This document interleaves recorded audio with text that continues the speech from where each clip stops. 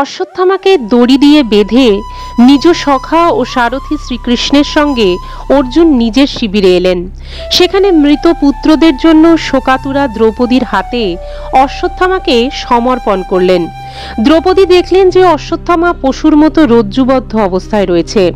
নিন্দিত কর্মের অনুশোচনায় তার মুখ অধোবদন।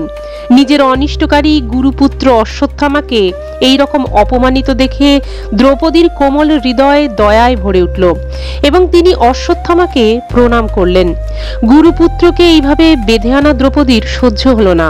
তিনি বললেন, ছেড়ে দাও, ছেড়ে দাও।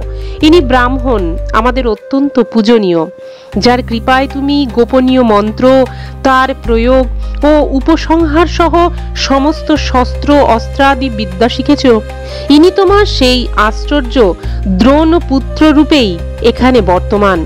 দ্রোণাচার্যের অর্ধাঙ্গিনী কৃপি তার বীর পুত্রের প্রতি মমতা বশতই পতির সাথে সহমরণে যেতে পারেননি। তিনি আজও জীবিতা। হে ধর্মজ্ঞ মহাভাগ, গুরুবংশ নিত্য পূজনীয় ও বন্দনীয়। তাদের দুঃখ ও ব্যথা দেওয়া তোমার কখনোই উচিত নয়।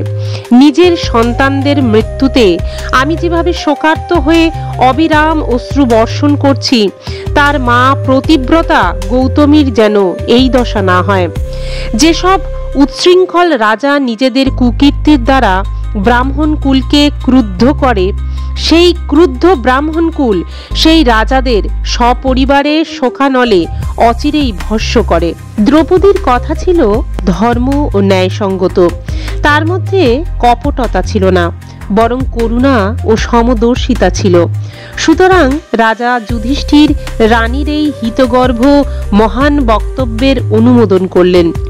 সঙ্গে সঙ্গে নকুল, সহদেব, সাত্যকী, অর্জুন, স্বয়ং ভগবান এবং উপস্থিত স্ত্রী পুরুষগণ সকলেই দ্রৌপদীর বক্তব্য সমর্থন করলেন। সেই সময় কেবলমাত্র ভীম ক্রুদ্ধ হয়ে বললেন যে অশ্বত্থামা না নিজের প্রয়োজনে না তার প্রভুর প্রয়োজনে নিরর্থকই নিদ্রিত শিশুদের বধ করেছে, তাকে বধ করাই উচিত। ভগবান শ্রীকৃষ্ণ দ্রৌপদী এবং ভীমের কথা শুনে অর্জুনের দিকে তাকিয়ে একটু হেসে বললেন। ভগবান শ্রীকৃষ্ণ বললেন, পতিত ব্রাহ্মণকেও বধ করা উচিত নয়, আর আততায়ীকে বধ করাই কর্তব্যের।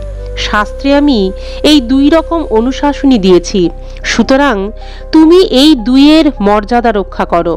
দ্রৌপদীকে সান্ত্বনা দেবার সময় তুমি যে প্রতিজ্ঞা করেছিলে সেই প্রতিজ্ঞাও পালন করো, এবং ভীম, দ্রৌপদী ও আমার যা প্রীতিকর হয় তাও করো। ভগবানের অন্তরের কথা অর্জুন তৎক্ষণাৎ বুঝতে পেরে নিজের তরোয়াল দিয়ে অশ্বত্থামার শিরোমণি কেশে সহ কর্তন করলেন। বালকদের বধ করাতে অশ্বত্থামা আগেই তো শ্রীহীন হয়েছিলেন, এখন মণি এবং ব্রহ্ম তেজও গেল। তারপর তার দড়ির বাঁধন খুলে দিয়ে তাকে শিবির থেকে বের করে দিলেন।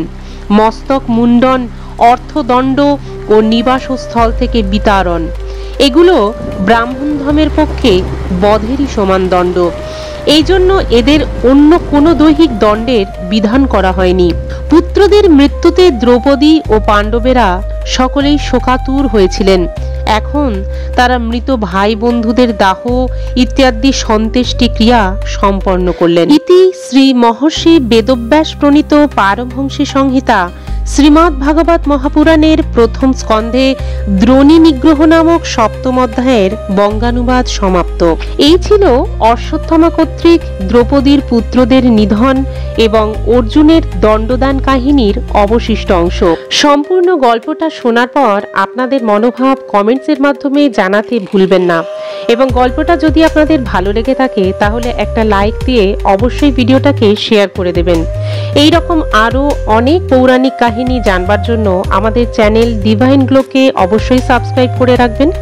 দেখা হচ্ছে আবার একটা নতুন গল্পের সাথে। টিল দেন সকলে ভালো থাকবেন, সুস্থ থাকবেন।